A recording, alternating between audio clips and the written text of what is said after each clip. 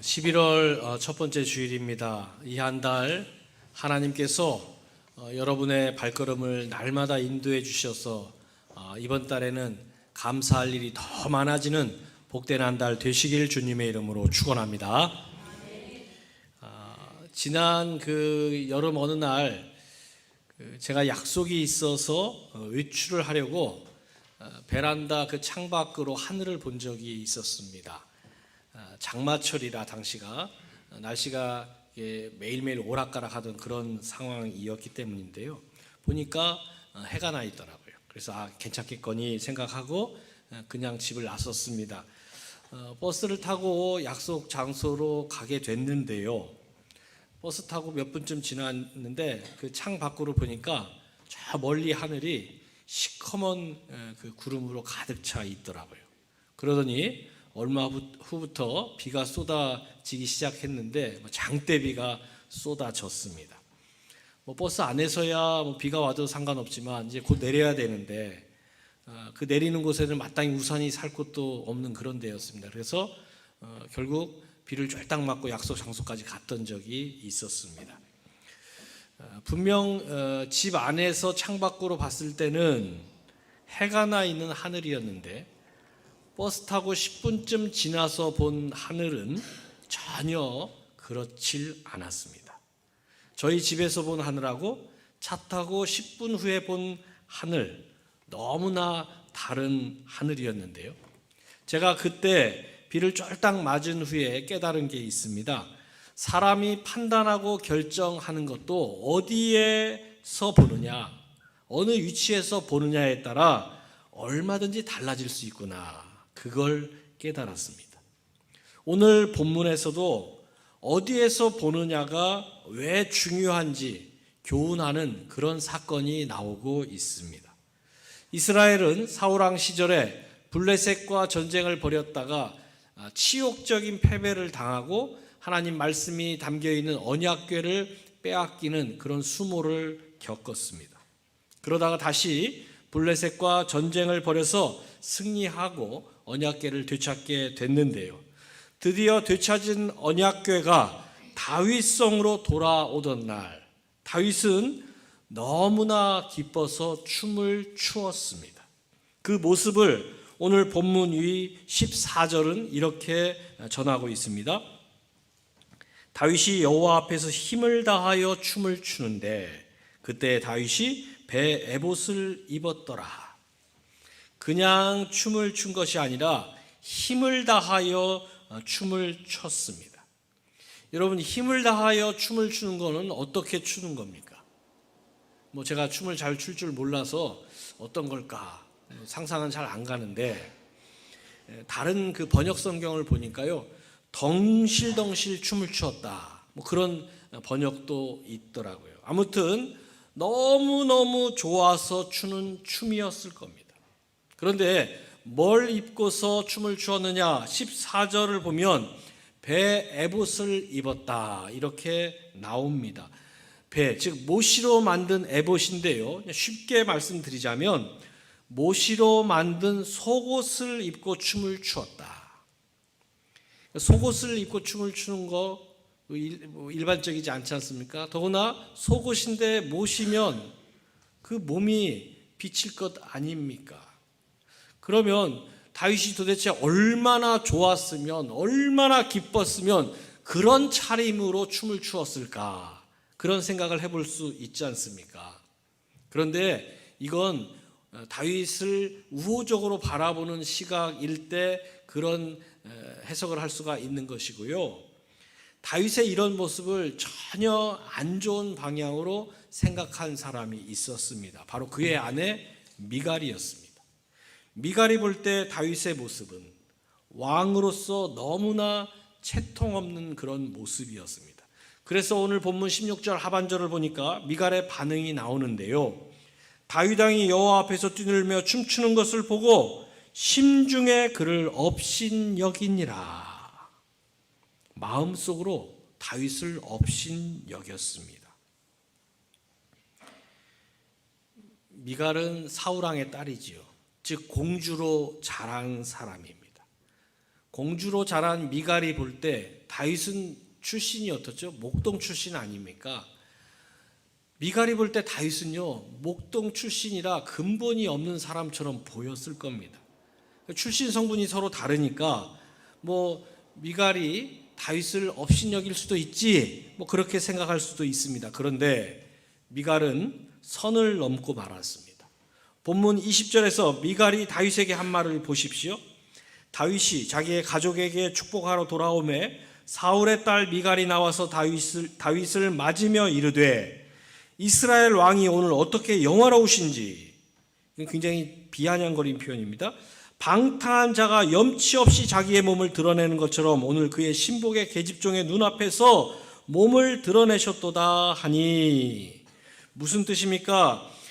굉장히 비아냥거리는 어조로 이스라엘의 왕이 건달처럼 맨몸을 드러내고 신하들의 아내가 보는 앞에서 부끄러운 줄들 모르고 그렇게 맨몸으로 그렇게 춤을 출 수 있느냐? 왜 그리 채통머리가 없느냐? 그래도 왕인데 굉장히 심하게 다윗을 책망한 것입니다. 아마 저 같았으면 무안하거나 창피했거나 화가 났거나 그랬을 것 같은데, 오늘 말씀을 보면 다윗은 부끄러워하지도 않았고요, 또 창피해하지도 않았습니다. 이렇게 말하죠. 본문 21절을 보십시오. 다윗이 미갈에게 이르되 이는 여호와 앞에서 한 것이니라. 그가 내 아버지와 그의 온 집을 버리시고 나를 택하사 나를 여호와의 백성 이스라엘의 주권자로 삼으셨으니 내가 여호와 앞에서 뛰놀리라. 다윗은 자신을 업신여기고 책망하는 아내에게 나는 여호와 앞에서 춤을 춘 것이요 라고 말했습니다. 이뿐만이 아닙니다. 22절을 보면 내가 설령 천한 사람 취급을 받더라도 나는 하나님을 기쁘시게 하는 일이라면 계속 춤을 출 것이요, 그렇게 대답하고 있습니다. 여러분, 여기까지만 보면요, 다윗과 미갈 사이에 있었던 해프닝 정도로 볼 수가 있습니다.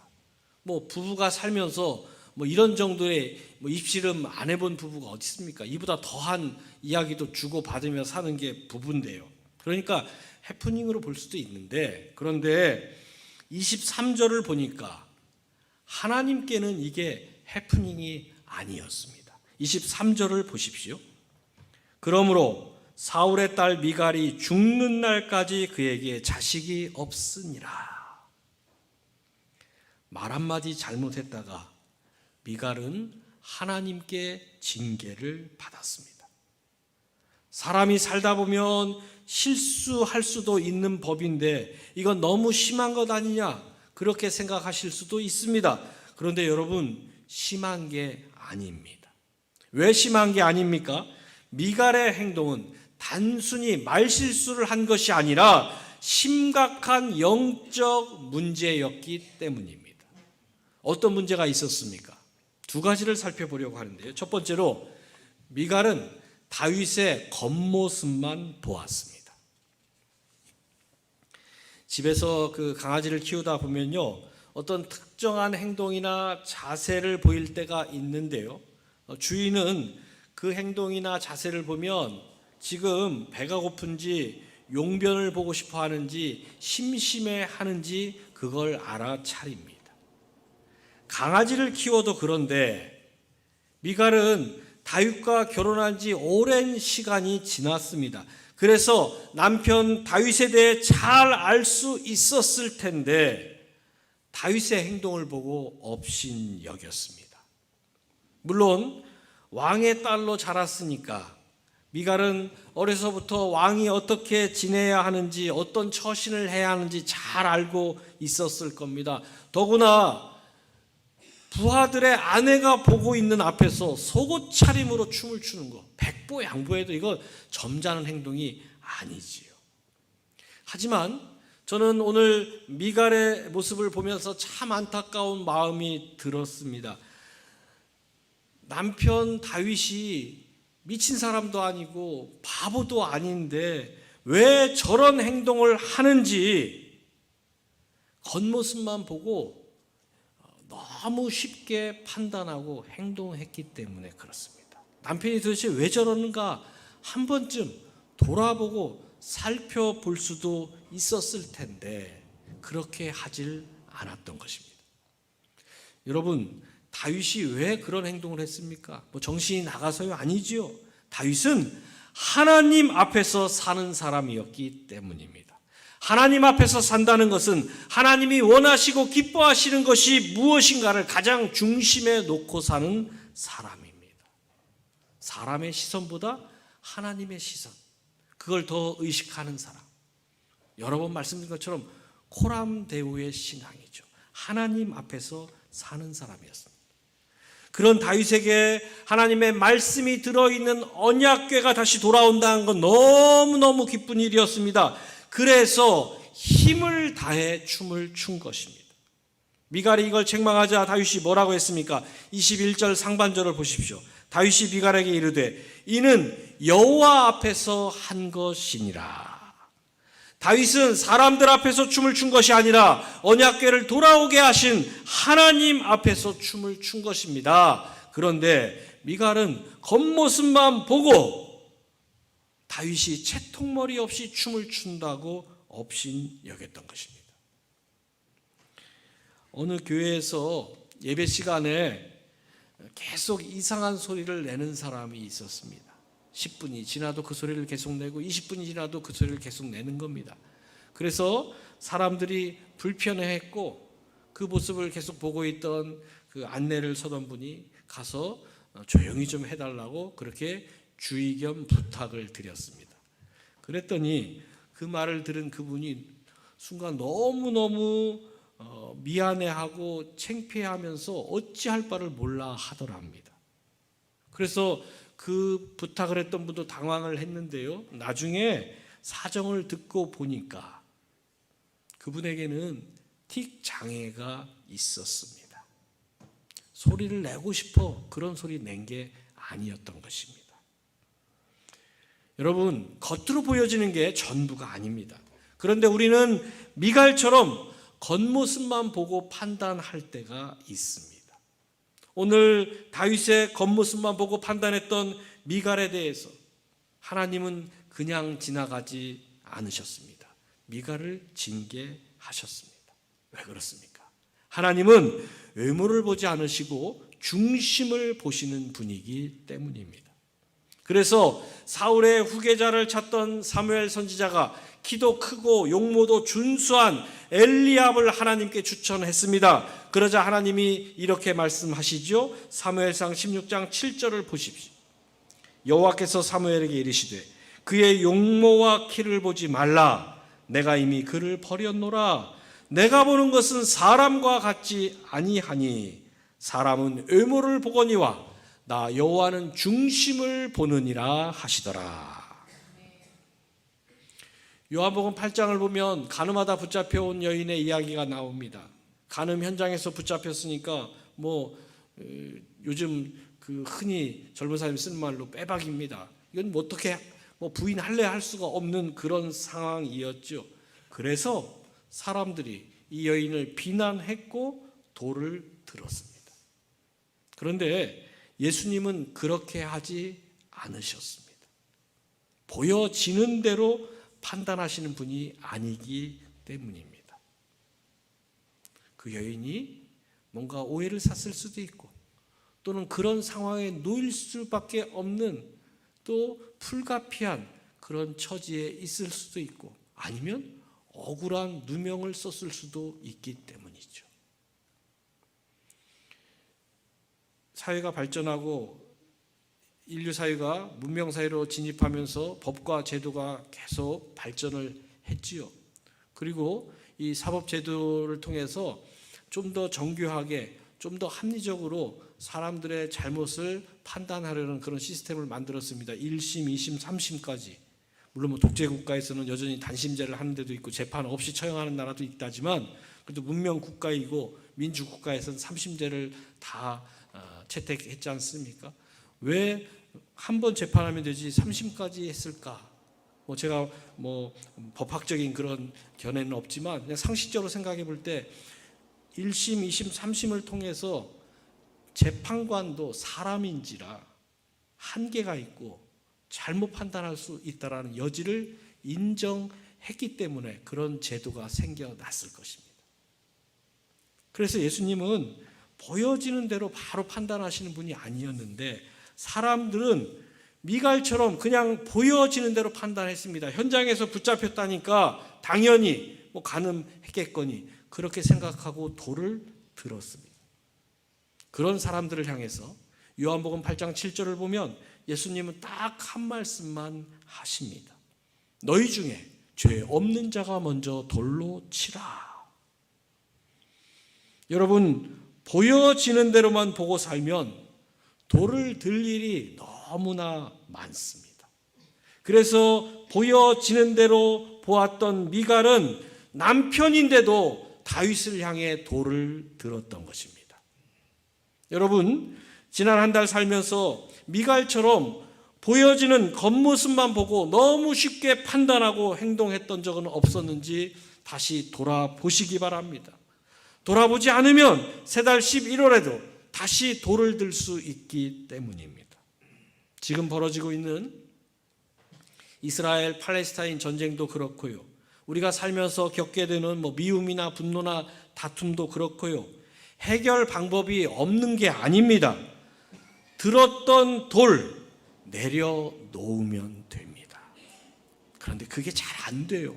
어떻게 해야 내려놓을 수 있습니까? 겉모습만 보고 판단하지 말고 한 번 더 기도해 보시기 바랍니다. 내가 본 게 정말 맞는지, 내가 생각하는 게 정말 옳은지 기도하고 판단해도 결코 늦지 않습니다. 여러분, 기도보다 앞서는 순간 그게 빠른 것 같아도 결코 빠른 게 아닙니다. 이를 행하시는 분은 하나님이시기 때문입니다. 그래서 새달 11월에는 겉모습만 보고 판단하는 자리가 아니라 모든 일 앞에서 먼저 기도의 자리로 나아가시기 바랍니다.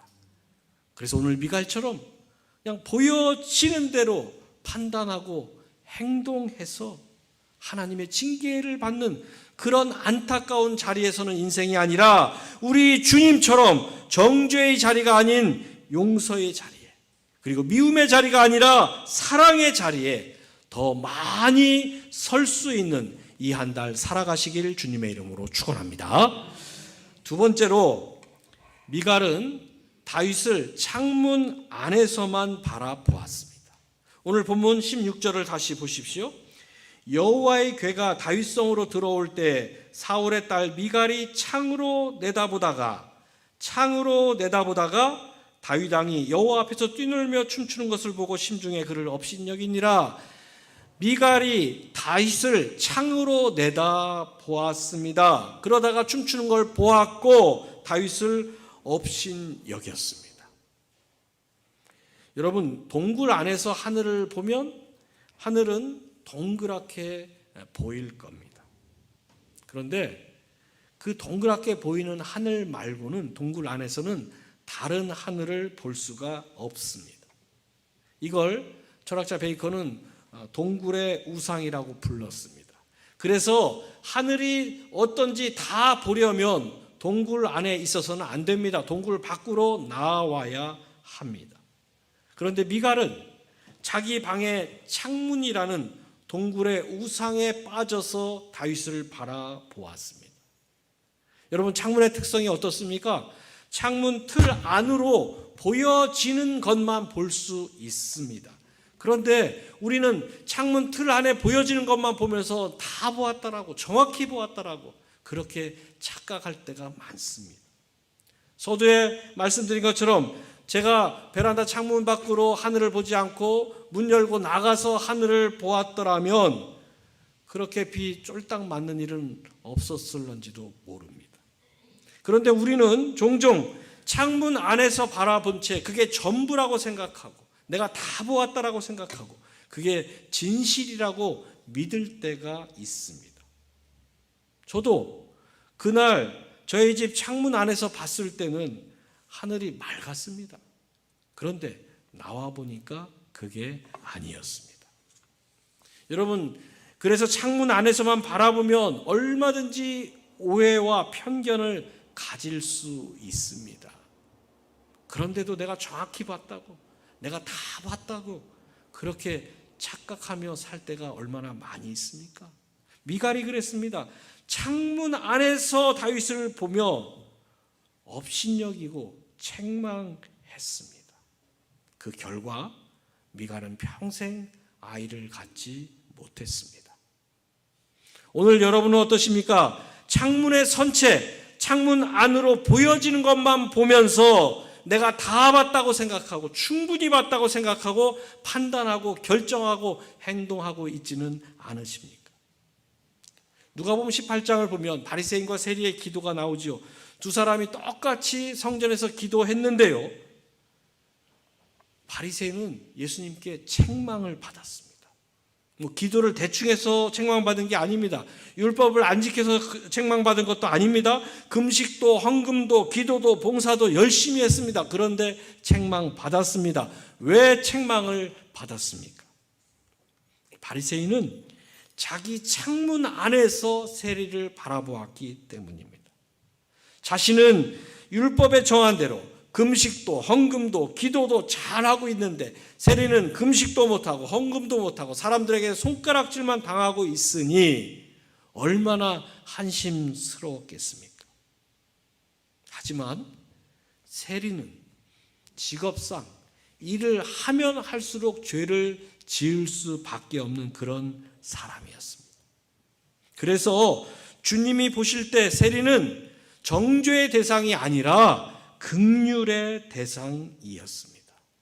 그리고 이 세리도 성전에 나와 기도할 때 가슴을 치며 고개도 들지 못한 채 아버지여 나를 불쌍히 여겨 주옵소서, 그렇게 애통한 마음으로 기도했지요. 그래서 예수님은 누가복음 18장 14절 상반절에서 이렇게 말씀하십니다. 내가 너희에게 이르노니 이에 저 바리새인이 아니고 이 사람이 즉 세리가 의롭다 하심을 받고 그의 집으로 내려갔느니라, 이렇게 말씀하셨습니다. 바리새인이 아니라 세리가 주님께는 칭찬을 받았습니다. 새달 11월을 시작하신 성도 여러분, 지난 10달을 한번 돌아보십시오. 지난 10달 동안 여러분은 어디에 서서 세상을 바라보셨습니까? 혹시 미갈처럼 자기 창문 안에 갇힌 채 내 가족들을 바라보고 내 이웃들을 바라보고 또 이 세상을 바라보지는 않으셨습니까? 그러고도 내가 다 봤다고, 정확히 봤다고, 충분히 봤다고 그렇게 착각한 채 판단하고 결정하고 행동하지는 않으셨습니까? 창문 안에 갇혀 있으면 우리도 미갈처럼 가장 가까운 사람에게조차 돌을 들 수 있습니다. 그래서 가족 간에도 너무너무 잘 알아야 되고 또 아는 것 같은 가족 간에도 왜 다툼과 불화와 갈등이 일어납니까? 창문 안에서만 그 가족을 바라보기 때문입니다. 그래서 창문 밖으로 나와야 합니다. 우리가 왜 창문 밖으로 나와야 하는지 고린도후서 5장 17절 말씀은 이렇게 설명하고 있습니다. 그런즉 누구든지 그리스도 안에 있으면 새로운 피조물이라, 이전 것은 지나갔으니 보라 새 것이 되었도다. 여러분, 그리스도 안에 있는 우리는 새로운 피조물입니다. 이전 것은 다 지나갔습니다. 그런데 창문 안에서 여전히 지나간 이전 것들을 바라보며 판단하고 결정하고 행동하고 있지는 않으십니까? 창문 안에 있으면 그럴 수밖에 없습니다. 그래서 창문 밖으로 나가야 합니다. 창문 밖으로 나가야 들고 있던 돌을 내려놓을 수 있고 가슴을 치며 애통해하는 세리를 향해 비웃고 손가락질하는 것이 아니라 그를 위해 같이 기도해 줄 수 있는 것입니다.